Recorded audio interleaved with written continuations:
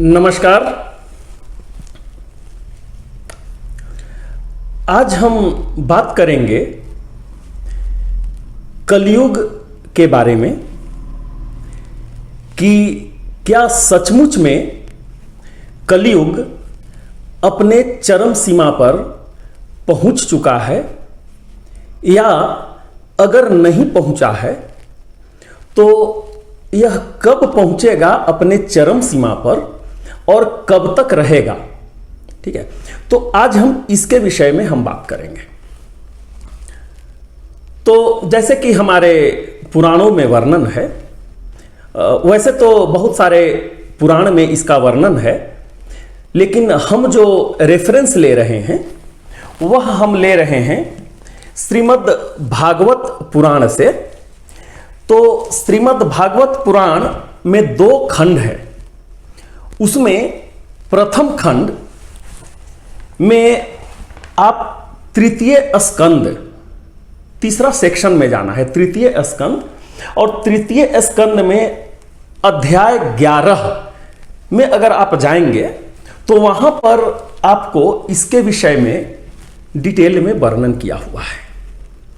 पूरा मनवंतर क्या है, कल्प क्या है, इस सब के विषय में यहां पर वर्णन किया हुआ है। तो आज हम उसी का रेफरेंस ले रहे हैं।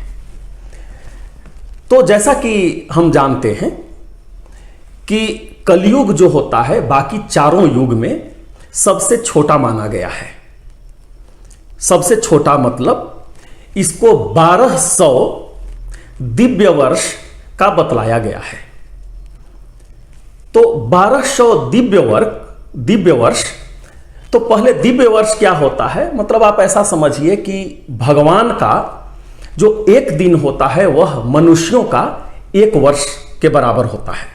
1 वर्ष होता है मनुष्यों का। तो जो भगवान का जो साल होता है उसको दिव्य वर्ष बोला जाता है। तो 1200 दिव्य वर्ष में अगर आप 360 से गुना कर देंगे तो यह आपको 4,32,000 सौर वर्ष आएगा, जिसको कि मनुष्यों का साल बनाया जाता है। मतलब कलयुग का जो कालखंड है उसको 4,32,000 साल का हमारे धर्म ग्रंथ में इसको बतलाया गया है। तो एक कलयुग का जो 4,32,000 वर्ष है उसको भी 3 भाग में बांटा गया है। पहला जो भाग है वह है, उसको बोलते हैं संध्या। दूसरा जो भाग है बीच वाला उसको बोलते हैं युग, और तीसरा जो है उसको संध्यांश बोलते हैं, संध्या का अंश बोलते हैं। तो इसमें क्या होता है कि पहला जो 100 दिव्य वर्ष है, जैसे कि हम बात किए अभी कि 1200 दिव्य वर्ष का कलयुग है, तो इसमें से पहला जो 100 जो दिव्य वर्ष है वह होता है संध्या। दूसरा जो आपको 1000 वर्ष का जो दिव्य वर्ष है वह हो गया युग, और तीसरा जो फिर से 100 दिव्य वर्ष जो है वह हो गया संध्यांश। ठीक है, तो इसको 3 भाग में बांटा गया है। उसी को अगर आप मतलब मनुष्य के वर्ष में अगर आप इसको मतलब जानना चाहें तो यह आपको पहला जो संध्या हो गया वह हो गया 36,000 वर्ष का। जो कलयुग हो गया, जो मतलब युग हो गया, वह हो गया 3,60,000 वर्ष का, और संध्यांश जो हो गया वह भी हो गया आपको 36,000 वर्ष का। ठीक है, ये 3 भाग में बांट दिया गया है।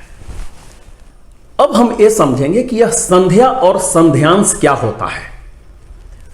तो संध्या वह कालखंड है जिसमें ट्रांजिशन होता है, जिसको हम लोग बदलाव बोलते हैं। जैसे कि द्वापर में जो लोग थे, और द्वापर से जब कलयुग आता है तो ऐसा नहीं है कि रातों रात या अगला ही दिन पूरा सब कुछ बदलाव हो गया, ऐसा नहीं है। आपको द्वापर युग से आपको कलयुग में आने में जो समय लगता है, समय इन द सेंस हम क्या बात कर रहे हैं कि द्वापर युग और कलयुग में क्या परिवर्तन होने वाला है, वह परिवर्तन होने वाला है जो मनुष्य है उसके चरित्र का। यहां पर कलयुग में मनुष्यों का जो चरित्र है उसका पतन होगा, चाहे वह धर्म के रूप में पतन हो, इसके बाद उसका जो शक्ति है उसका पतन होगा, उसका जो विवेक है उसका पतन होगा, जो ज्ञान मनुष्यों का है उसका धीरे धीरे पतन होगा। मतलब जितना द्वापर में है उससे आपको पतन होगा कलयुग में। तो यह जो पतन है कोई रातों रात होने का चीज नहीं है, इसमें भी एक समय लगता है। तो वह जो कालखंड जो बतलाया गया है ट्रांजिशन का या बदलाव का, उसको बोलते हैं संध्या।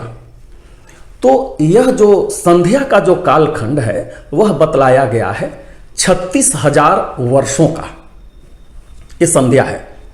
बाद में 36,000 साल में क्या हो जाएगा, मतलब 36,000 साल लगेगा चरित्र के बदलाव होने में।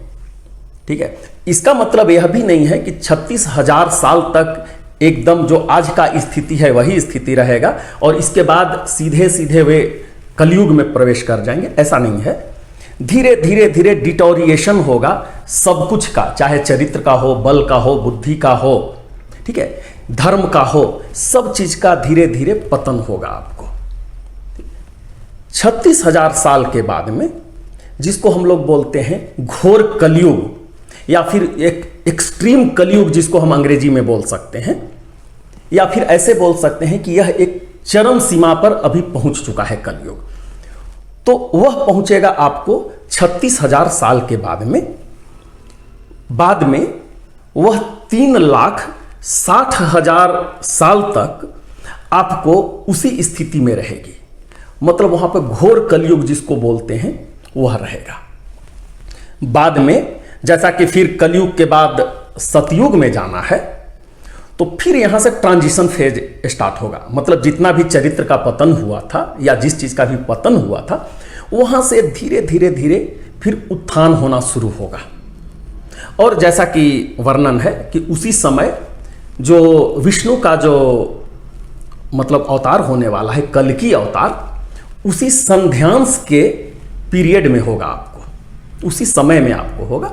तो वहां से क्या है कि धीरे धीरे फिर से चरित्र में उत्थान होना शुरू होगा। ठीक है, यह उत्थान होगा आपको 36,000 सालों तक।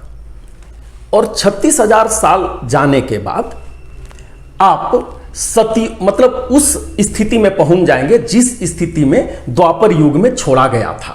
मतलब द्वापर युग के अंत में जिस स्थिति में छोड़ा गया था, इसके बाद में आपका डिटोरिएशन हुआ, डाउन हुआ, फिर से 36,000 साल के बाद में मतलब जिस मतलब परिस्थिति में छोड़ा गया था द्वापर युग में, उस परिस्थिति में पहुंचेंगे। इसके बाद फिर से जब मतलब सतयुग में जब जाना है, तो सतयुग के लिए भी जाने के लिए भी आपको संध्या है और संध्यांश है, जिसके विषय में हम आगे बात करेंगे। परंतु आप इतना ही समझ लीजिए कि कलयुग में जो 3 भाग है, 36,000 संध्या, फिर 3,60,000 वर्ष हो गया जो घोर कलयुग, और इसके बाद फिर से 36,000 जो वर्ष रहेगा वह आपको रहेगा मतलब उत्थान होने का, उत्थान हो करके चरित्र का उत्थान हो करके, जो बदलाव हो करके द्वापर युग में पहुंचने में इतना समय लगेगा।